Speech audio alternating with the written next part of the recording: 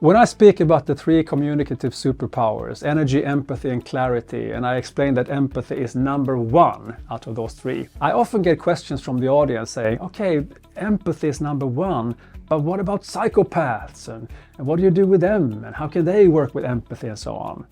Are there different kinds of empathy?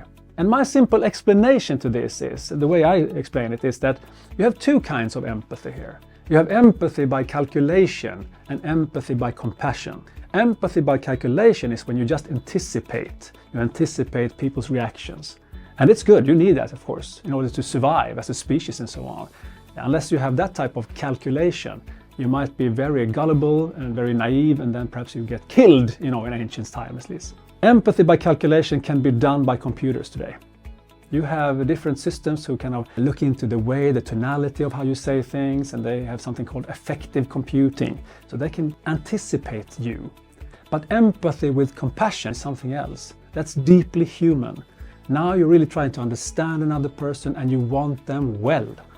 So when you have those two different ones, empathy by calculation, that might be the psychopath or the robot way, but empathy with compassion, that's the human way. So if you want to be great leaders, you might want to have some calculation going on, but you should put your emphasis on compassion.